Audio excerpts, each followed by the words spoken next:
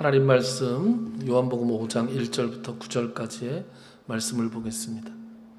제가 읽겠습니다. 그 후에 유대인의 명절이 되어 예수께서 예루살렘에 올라가시니라. 예루살렘에 있는 양문 곁에 히브리 말로 베데스다라 하는 못이 있는데 거기 행각 5이 있고 그 안에 많은 병자, 맹인, 다리 저는 사람, 혈기 마른 사람들이 누워 물의 움직임을 기다리니 이는 천사가 가끔 못에 내려와 물을 움직이게 하는데 움직인 후에 먼저 들어가는 자는 어떤 병에 걸렸든지 낫게 되밀어라. 거기 38해 된 병자가 있더라. 예수께서 그 누운 것을 보시고 병이 벌써 오래된 줄 아시고 이르시되 내가 낫고자 하느냐. 병자가 대답하여 주여 물이 움직일 때에 나를 못에 넣어주는 사람이 없어 내가 가는 동안에 다른 사람이 먼저 내려가나이다. 예수께서 이르시되 일어나 내 자리를 들고 걸어가라 하시니 그 사람이 곧 나아서 자리를 들고 걸어가니라. 아멘. 오늘 순서를 좀 헷갈려서 무리를 일으켜 죄송합니다. 지난 시간에 우리는 갈릴리로 돌아오신 예수님을 찾아온 왕의 신하의 아들이 죽을 병에서 다시 살아난 이야기를 살펴봤습니다. 예수님을 모시고 가기 위해서 먼 길을 달려왔던 왕의 신하가 내 아들이 살아있다라는 말만을 듣고 그 예수님의 말씀만을 믿고 집으로 돌아갔고 그 돌아가는 길에 그 집에 도착하기도 전에 그 믿음의 증거를 확인할 수 있었다라는 이야기였습니다. 그래서 우리가 가진 결론이 뭐였느냐? 하나님의 말씀을 굳게 믿고 나아가는 믿음이 우리에게 필요하다. 그 증거가 눈에 보이지 않고 손에 잡히지 않아도 말씀만을 붙들고 흔들리지 않는 믿음의 사람들이 되자라는 말씀을 드렸었습니다. 오늘 살펴볼 이야기는 이른바 베데스다 사건이 되겠습니다. 베데스다라고 하는 연못에서 예수님께서 38년 된 병자를 고치신 사건입니다. 본문이 길고 내용이 방대해서 몇 차례에 걸쳐 살펴볼 텐데 오늘은 그 첫 시간이 되겠습니다. 1절에 보면 이 이야기의 시간적인 배경이 나옵니다. 유대인의 명절이 되었다. 구체적으로 어떤 명절이라고 나오지 않네요. 몰라도 된다 그런 뜻입니다. 다만 우리가 알 수 있는 것은 그래서 명절이어서 예수님께서 예루살렘으로 가셨다. 그리고 많은 사람들이 예루살렘에 있었다. 이런 것을 우리가 알 수 있습니다. 2절에 보면 공간적인 배경이 나옵니다. 예루살렘에 있는 양문 곁에 그랬습니다. 양문이라고 하는 것은 양의 문 이런 뜻입니다. 양이 들어오는 문이었습니다. 이런 문은 예루살렘에 여러 가지 있었습니다. 예를 들어 말이 드나드는 문이 있었는데 그걸 마문, 갈릴리와 여러 바다로부터 잡혔던 생선들이 들어오는 문은 어문, 또 사람들의 배설물을 내가는 문은 분문, 이렇게 나눠져 있었습니다. 우리 옛날 도성 한양에도 그런 문들이 있었죠. 네. 예루살렘에 있는 모든 문들 중에 가장 중요한 문이 바로 이 양문이었습니다. 왜 그럴까요? 이 양들은 제사를 지내기 위한 양이었기 때문에 그렇습니다. 즉 하나님께 바쳐지는 제물이 들어오는 문이었다라는 것이죠. 바벨론에서 포로 생활을 마치고 돌아와서 성전을 재건했던 사람들이 있습니다. 에스라, 느헤미야에 보면 그 성전이 재건되는 모습이 나오죠. 느헤미야 3장에 보면 그 사람들이 성전을 재건할 때 가장 먼저 만들어서 봉헌했던 문이 바로 이 양의 문이었습니다. 그러니까 사람이 드나드는 문보다 하나님께 바칠 제물이 들어가는 문을 먼저 만들었다라는 것은 우리에게 교훈하는 바가 있다라는 것이죠. 양문은 즉 제물로 바쳐질 양이 들어오는 문은 속죄와 은혜를 상징하는 문이었습니다. 따라서 오늘 사건의 첫 번째 공간적 배경이 되는 양문은 은혜의 문이다. 우리가 그렇게 이해할 수 있겠습니다. 두 번째 공간적 배경이 나오는데 베데스다라 하는 못에 대해서 나옵니다. 일단 이 못은 자연적으로 생겨난 연못이 아닙니다. 자연적으로 만들어진 연못이 아니라 그곳에 빗물을 받아서 저장하기 위해서 만들어 놓은 빗물 저장소였습니다. 처음에는 그 양문 옆에 있어서 제사 드릴 양들이 들어오면 그 양들을 씻기기 위한 대량의 물이 필요했고, 그래서 만든 빗물 저장소다 라고 했는데, 예수님 당시에는 그런 기능은 하지 않고 있었던 것 같습니다. 어쨌든 그곳은 빗물을 받아 놓은 빗물 저장소로 사람이 만들어 놓은 인공 못이었습니다. 그러니까 분위기가 마치 로마 시대의 목욕탕처럼 생겼다, 이렇게 보면 됩니다. 오늘 여기 보면 거기에 행각이 5개 있었다 그럽니다. 제가 인터넷에서 다운받은 베데스다 못, 여러분들이 상상하시던 것이랑은 전혀 다른 그림을 제가 보여드릴 것 같습니다. 이렇게 생겼어요. 이게 베데스다 못입니다. 아니, 못이라고? 무슨 목욕탕처럼 생겼죠? 여러분, 행각이라고 하는 게 뭡니까? 여기 보면 행각이 5개 있었다 그랬잖아요. 행각이라고 하는 것은 사람이 걸어 다니는 복도에 지붕을 씌워 놓은 것을 행각이라고 합니다. 여기 지금 기둥들이 쭉 있고 사람들이 다닐 만한 공간이 옆으로 돼 있잖아요. 복도가. 이게 행각인데, 동서남북 4개와 이 가운데를 가로지르는 이 가운데 행각까지 해서 총 5개의 행각이 있었습니다. 예수님께 솔로몬의 행각 이런 거 들어보셨죠? 네, 행각이 바로 그런 겁니다. 행각이라는 말은 헬라어로 스토아입니다. 스토아. 여러분 학교 다닐 때 스토아 학파라고 배워보신 적 있죠? 이 스토아 학파가 이 제논이라고 하는 사람이 스토아, 이 행각에서 사람들을 모아놓고 철학을 가르쳤다. 그래서 스토아 학파라고 불렀어요. 그 스토아가 바로 이 행각입니다. 기둥들이 있고 사람들이 거기에 다닐 수도 있고 거기에 앉아 있을 수도 있는 그런 곳입니다. 이 가운데는 이제 물이 차 있었겠죠. 이게 얼마나 크냐? 길이가 110m, 그리고 폭이 60m래요. 여러분 올림픽이나 국제 수영대회가 열리는 국제 규격의 수영장 크기가 50m, 25m잖아요. 그러니까 100m, 60m는 어마어마하게 큰 풀장이에요. 거기에 깊이가 제일 깊은 곳이 7.5m였다 그래요. 그러니까 이게 다이빙도 가능할 정도로 깊은 곳은 그렇게 깊은 것입니다. 물론 병자들이 몸을 씻으러 들어가는 곳이 그렇게 깊진 않았겠죠. 몸이 불편한 사람들이 그렇게 깊은 데 들어가면 낫기도 전에 하나님을 먼저 만나보는 수도 있죠.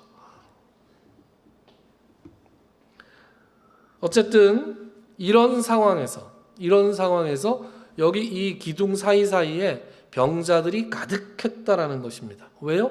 거기에 한 가지 전설이 전해져 내려오고 있었다. 그 전설은 4절에 나옵니다. 우리 4절 같이 한번 읽어볼까요? 시작. 이는 천사가 가끔 못에 내려와 물을 움직이게 하는데 움직인 후에 먼저 들어가는 자는 어떤 병에 걸렸든지 낫게 되밀어라. 실제로 그랬다는 게 아니라 그렇게 믿었다는 겁니다. 그래서 온갖 환자들이 거기 모여 있었는데 어떤 환자들이었을까? 당시 의학으로는 어찌 해볼 도리가 없는 그런 환자들이었습니다. 3절에 보면 맹인, 다리 저는 사람, 혈기 마른 사람들, 이런 표현도 나옵니다. 여기 혈기 마른 사람들이라는 그 표현은 원문으로 보면 말라버린 자들이라는 표현입니다. 말라버린 자들, 육체의 일부가 오랫동안 마비돼서 피가 돌지 않고 말라붙은 듯한 상태를 묘사한 것으로 짐작이 됩니다. 어떤 환자든 인간적인 치료의 소망이 다 끊어진 환자들이라고 볼 수 있을 것입니다. 그래서 그들이 기다렸다. 뭘 기다렸다고요? 그 물이 움직이는 것을 기다렸다. 안타까운 것은 그 물이 언제 움직일지도 모르지만 그 물이 움직이는 걸 보고 제일 먼저 들어가야 된다는 거예요. 그러니까 1등만 알아주는 이 더러운 못이었어요. 그런데 그 못의 이름이, 이 못의 이름이 뭐였다고요? 베데스다. 이 베데스다가 무슨 뜻이냐? 여러분, 벳 그러면 집이란 뜻이잖아요. 베들레헴이 벳, 집이라는 뜻입니다. 그리고 데스다의 원형은 헤세드예요. 헤세드는 사랑, 은혜 이런 것을 가리키는 히브리어입니다. 그러니까 베데스다의 뜻은 은혜의 집이라는 뜻입니다. 은혜의 문, 옆에 있는 은혜의 집이 이 이야기의 배경이 됩니다. 뭔가 심상치 않은 분위기가 있는 거죠. 그러나 이 조금 전에 우리가 알아보았듯이 이 은혜의 집에서 벌어지는 일들은 전혀 은혜롭지가 않았습니다. 서로 좋은 자리를 잡으려고 다투었을 것은 분명하지 않았겠습니까? 왜요?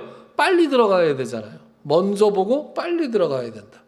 소망이 없는 환자들이 잔뜩 모여서 서로 위로하고 의지하기는커녕 만인에 대한 투쟁이 벌어지고 있었던 장소였죠.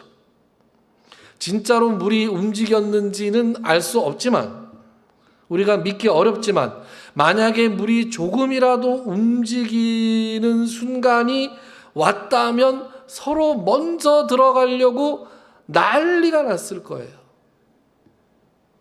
그 와중에 다치는 사람도 있었을 것이고 심지어는 목숨을 잃는 사람도 있었을지 알 수 없는 일이었습니다.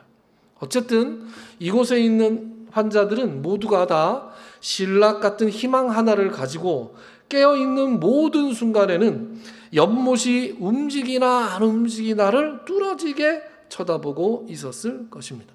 그것 외에는 자기들이 살 수 있는 방법이 없다고 굳게 믿었기 때문이었습니다.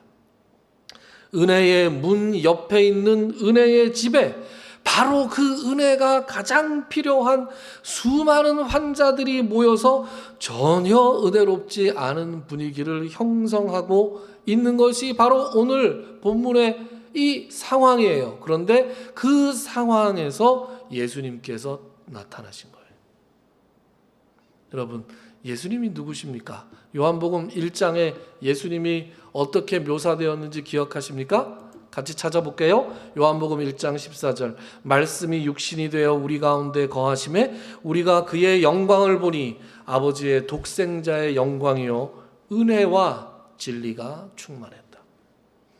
요한복음 1장 16절과 17절. 우리가 다 그의 충만한 데서 받으니 은혜 위에 은혜로라. 율법은 모세로 말미암아 주어진 것이요 은혜와 진리는 예수 그리스도로 말미암아 온 것이라. 예수님은 그들이 그토록 고대하던 은혜를 베풀어 주실 수 있는 은혜의 주인이시자 은혜 그 자체셨습니다. 그 은혜의 주인을 만난 사람이 그런데 오늘 본문에 나온다. 그가 바로 오늘의 주인공이었는데 그 사람은 38년 동안 병을 앓고 있는 사람이었습니다. 어떤 병이라고 나와 있지 않습니다만 38년입니다.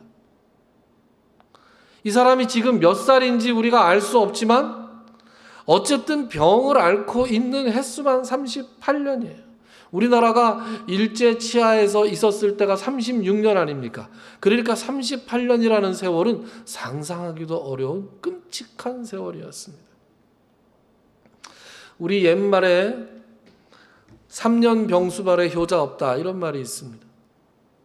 설명을 하지 않아도 어떤 말인지 여러분들 잘 아실 것이라고 생각합니다. 그만큼 오랜 병치레는 병수발을 드는 주변 사람들에게도 고통이었습니다. 하물며 그 병을 앓고 있는 당사자에게는 어땠겠습니까? 짐작컨대 재산도 다 날려먹었을 것이고 인간관계도 거의 다 끊어졌을 것이다. 7절에 보면 어떤 말씀이 나오느냐? 다른 사람보다 먼저 들어가야 하는데 물이 움직일 때에 나를 못에 넣어주는 사람이 없습니다. 이렇게 얘기합니다. 그러니까 옆에서 혹시 움직일지 모르는 그 물을 본다 하더라도 거기에 넣어줄 사람이 없는, 그러니까 그 주변에 아무도 남아있지 않은 것을 엿볼 수 있는 구절입니다. 혈기 마른 자라는 말은 바로 이 사람을 두고 한 말이 아닐까 짐작됩니다. 이 사람을 예수님께서 보시고 그에게 물어보셨습니다. 내가 낫고자 하느냐? 고개를 들어서 힘없이 그 사람을 보았는데 이 사람이 누군지 알아볼 길이 없습니다. 그러나 분위기가 심상치 않은 것으로 봐서 일단 주여 하고 부릅니다. 그러나 선뜻 그 입에서 내 낫기를 원합니다 이런 말을 할 수가 없었습니다. 너무나 병이 오래되어서 자기가 원하는 것이 과연 이 병에서 낫는 것인지조차 확신하고 있지 못하는 상태가 아닌가, 그런 짐작을 해봅니다. 그러나 낫고 싶었겠죠. 나을 수만 있으면 낫고 싶죠라는 말을 이 사람이 어떻게 표현하느냐? 7절처럼 표현합니다. 7절 우리 같이 한번 읽어볼까요? 시작. 병자가 대답하되 주여 물이 움직일 때에 나를 못에 넣어주는 사람이 없어 내가 가는 동안에 다른 사람이 먼저 내려가나이다.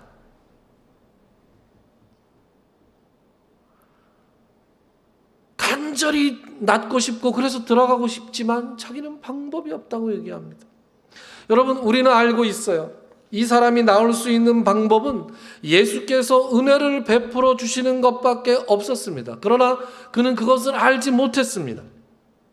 제가 어떤 인간적인 노력을 해야 되는데 또 나에게 행운이 주어져야 하는데 그것을 할 수 없어서 내가 아직도 이 모습 이대로 있습니다. 당연히 낫고 싶지요. 하지만 그것이 저에게 가능하겠습니까? 저는 이 38년 된 병자의 모습이 남의 모습처럼 느껴지지가 않았습니다. 이 본문의 병자의 삶의 조건과는 너무나도 다른 환경 가운데 우리는 살고 있지만 우리는 각각 여전히 해결되고 있지 않은 한두 가지 문제로 인해서 스스로를 불행하다고 생각하고 좌절하며 살아갈 때가 참 많습니다. 이 병자는 낫고자 하는 마음은 있었지만 정작 어떻게 해야 낫는지 알지 못했습니다. 하나님의 은혜가 주어져야만 나을 수 있을 텐데 다른 사람이 먼저 저 연못에 들어가는 것 때문에 자신이 낫지 못한다고 생각하고 있습니다. 마찬가지로 우리 역시 우리 불행의 원인을 알지 못합니다. 내가 생각하고 있는 어떤 문제가 해결되기만 하면 내가 행복해질 수 있을 거라고 생각할 때가 많습니다. 돈이 있다면, 그죠? 내가 건강하다면, 내가 대학에 들어갈 수 있다면, 내가 취직만 할 수 있다면, 내가 결혼만 할 수 있다면 내가 행복해질 수 있을 텐데 내가 그걸 못해서 지금 불행하다 이렇게 생각할 때가 얼마나 많습니까? 제가 일하고 있는 저 학원이 인천의 하익동이에요. 저희 어머님 사시는 곳도 인천의 하익동입니다. 인천의 하객동에 가면 복권방이 하나 있어요. 복권방 이름이 노다지 복권방입니다. 전국적인 명당입니다. 나중에 목사님 그 복권방이 어디라고요? 설교 내역을 하나도 기억 안 나고 복권방 이름만. 이 복권방이 얼마나 기가 막히는 데냐 하면 제가 인터넷을 뒤져봤더니 2020년 사진에 그 복권방 앞에 이렇게 플랜카드를 걸어놓은 거 보니까 로또 1등 11번 당첨. 아니야. 1등 9번 당첨. 2022년에. 그런데 가장 최근의 사진을 보니까 로또 1등 12번 당첨 이렇게 돼 있어요. 그러니까 3년 사이에 3번 나온 거예요. 2등이 26번 당첨 이렇게 돼 있어요. 어디라고? 유튜브에 이 이름이 나와요. 유튜브에도 이 복권에 또 이 미쳐 있는 사람들이 있습니다. 복권의 번호를 연구한다는 건 또 뭐예요? 아니 구슬이 지가 알아서 굴러나오는 구슬을 뭘 연구를 해요? 연구하는 사람들이 있습니다. 그죠? 참 말도 안 되는 사람들이에요. 그 사람들이 전국의 이 로또 명당을 찾아다니는데 그 전국 로또 명당 탐방기에 인천 하객동 노다지 복권방이 있어요. 근데 제가 그걸 어떻게 아느냐? 제가 학원이 끝나고 집으로 가는 그 길에 그 복권방이 있어요. 그런데 토요일 날이 되잖아요. 거기에 차가 이중 주차가 돼 있어가지고 길거리에 아주 난리가 납니다. 교통이 난리가 나고요. 복권방 밖으로 길이 몇 미터가 쫙 서 있어요. 줄이. 그런데 제가 한 10여 년 전에 이 단골로 짬뽕을 시켜 먹던 땡땡장이라고 하는 우리 석집사님도 아는 그런 이제 중국집이 하나 있었어요. 거기에서 이제 동료와 함께 중국 음식을 많이 시켜 먹었는데 우리 요즘 냉담 중인 우리 임복기 형제와 함께 짬뽕 짜장을 시켜 먹고 있었는데 그 이제 2명이 배달을 왔었어요. 늘 가방을 들고 철 가방을 들고 2명이 늘 배달을 오셨는데 번갈아 가면서 하는데 어느 순간부터 한 분만 계속 쭉 오다가 그날 그 쭉 오던 분 말고 또 한 분이 오랫동안 안 보였던 분이 이렇게 오신 거예요. 그래서 오랜만입니다 하고 인사하면서 늘 오시던 분 저기 안 오셔 오늘은 다른 분이 오셨네요? 이렇게 얘기했더니 사장님 말도 마세요. 아주 일하기 싫어 죽겠어요. 그러는 거예요. 왜요? 그랬더니 그 사람 로또 맞았어요. 로또 1등 맞아가지고 자기한테 100만 원 주고 갔대요. 용돈 100만 원 주고. 그 노다지 복권방에서 맞은 거예요. 그래서 정말 얼굴에 공돈이 100만 원이나 생겼는데 하나도 안 기쁘고 그냥 일하기 싫어 죽겠다 라는 표정으로 투덜투덜하면서 가는 걸 봤습니다. 그 사라지신 분 잘 살고 계실까요?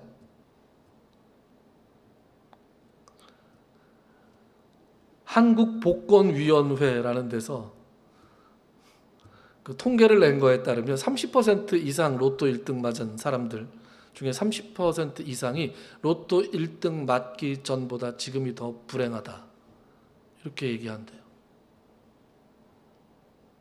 첫째, 인간관계가 파탄이 난답니다. 왜 그런지 아시겠죠? 그리고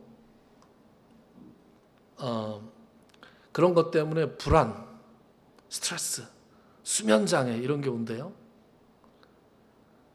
그리고 갑자기 생긴 돈이라 그 돈을 어디다 투자하거나 사업을 벌렸다가 망한답니다. 망하면 진짜 이거 돌이킬 수가 없는 거죠. 그럼 나머지 70%는 행복하냐? 그렇지도 않은 것 같아요. 그럼에도 불구하고 오늘도 다음 주 토요일에도 어제도 그 노다지 복권방 앞에는 사람들이 복권을 사려고 장사진을 치고 있습니다. 그래서 진짜로 노다지를 맞은 사람은 그 복권방 주인이죠.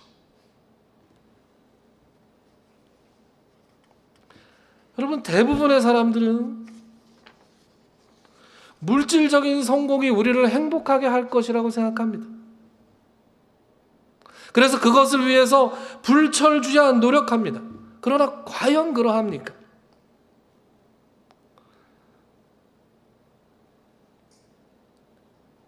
사람을 정말로 행복하게 하는 것, 사람을 정말로 만족하게 하는 것은 바로 하나님의 은혜죠. 인간적인 어떤 수단이나 인간적인 방법을 통해서가 아니라 하나님의 은혜로 우리가 살아갈 수 있다는 것을 깨달을 때만 우리는 행복할 수 있습니다. 예수님은 이 38년 된 병자에게 일어나 내 자리를 들고 걸어가라 이렇게 말씀하셨습니다. 그리고 그 사람은 곧 나아서 그 자리를 들고 걸어갔습니다. 그의 병이 나았던 것은 다른 어떤 사람이 자기를 도와주었기 때문이 아니었고 물의 움직임을 포착해서 1등으로 들어갈 수 있었던 것이 아니었습니다. 그가 나올 수 있었던 단 하나의 이유는 예수님의 은혜 때문이었습니다. 여기서 우리가 주목할 것이 하나가 있습니다. 이 하나를 살펴보고 오늘 말씀을 마칠까 합니다. 이 병자가 38년 된 병자라는 거죠. 왜 하필 38년이었을까? 그런 생각을 해봅니다. 성경에 38년이 언급되어 있는 또 다른 구절 뭔지 아시겠습니까? 이스라엘 백성이 광야에서 방황했던 그 해가 어림수로 40년, 그러나 정확하게는 38년이었습니다. 이스라엘 백성들이 애굽에서 나와서 한 2년 정도 걸려서 홍해도 건너고 그런 다음에 가데스 바네아라는 곳에 도착했습니다. 거기서 뭘 하죠? 정탐꾼을 보냅니다. 정탐꾼을 보내서 40일 동안 가나안 땅을 정탐하게 한 후에 돌아와서 보고를 했을 때 그들이 어떻게 보고했어요? 그들은 너무나 크고 너무나 강대해서 그들이 보기에 우리는 메뚜기처럼 보였습니다. 그래서 그 말을 듣는 모든 이스라엘 사람들의 마음이 녹아내렸다. 그들이 옷을 찢으며 모세를 원망하고 하나님을 원망하고 모세에게 돌을 들어 치려고 했어요. 그 원망과 그 불순종, 그 불신앙 때문에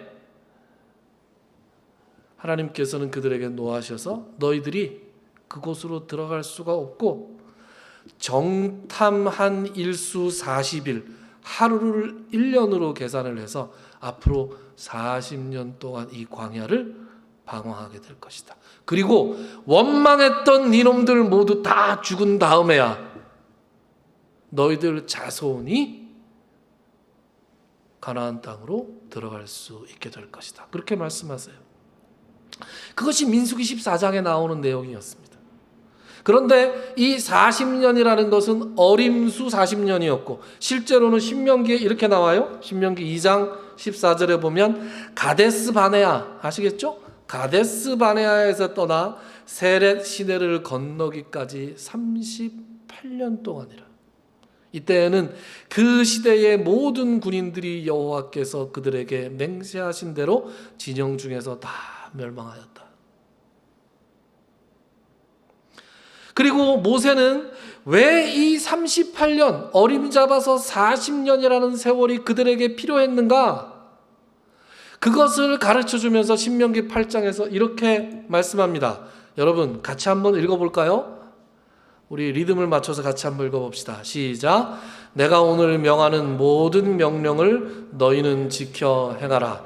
그리하면 너희가 살고 번성하고 여호와께서 너희의 조상들에게 맹세하신 땅에 들어가서 그것을 차지하리라.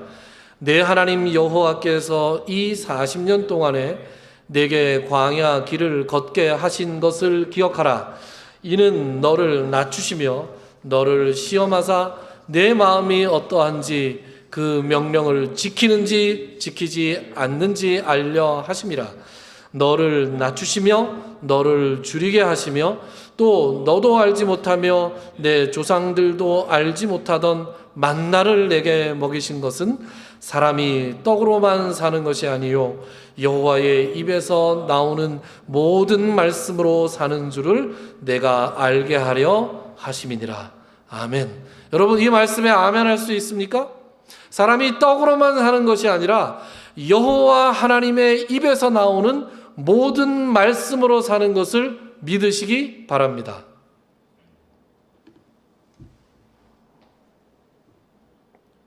이스라엘 백성들이 불순종으로 불신앙으로 광야에서 방황했던 시간이 38년이었어요. 그 38년은 하나님의 은혜를 모르고 순종하지 못해서 겪었던 세월들이었고, 그래서 하나님의 은혜와 순종이 그들에게 절대적으로 필요하다는 것을 배우기 위한 세월이었습니다. 그리고 오늘 본문의 이 사람도 하나님의 은혜가 아닌 다른 것, 자기의 힘, 인간적인 수단, 누군가의 도움 혹은 행운, 이런 것들을 바라보며 38년을 살아왔습니다. 그러나 드디어 그 38년이 끝이 났어요. 왜요? 은혜의 주인이신 예수님을 만나서 그 은혜를 덧입을 수 있었기 때문입니다. 사랑하는 여러분, 우리도 어쩌면 우리 나름대로의 38년을 지니고 있는 것일지 모릅니다. 낫고 싶지만 어떻게 낫는지 알지 못하고, 행복해지고 싶지만 그 행복이 어디에서 오는지 알지 못해서 헛 노력을 하고 때로는 복권방 앞에 엉뚱하게 줄을 서 있는 그런 삶을 살았을지도 모릅니다. 그러나 우리에게 필요한 것은 그 모든 인간적인 수단이 아니라 예수님의 은혜라는 것을 믿으시기 바랍니다. 네가 낫고자 하느냐? 예수님의 이 질문은 오늘 우리를 향한 질문이기도 합니다. 은혜의 주인이 지금 우리 곁에 계십니다. 말씀에 귀를 기울이십시오. 그리고 대답하십시오. 주여, 낫고자 하나이다. 주님께서 오늘 우리에게도 말씀하실 것입니다. 일어나 내 자리를 들고 걸어가라. 기도합시다.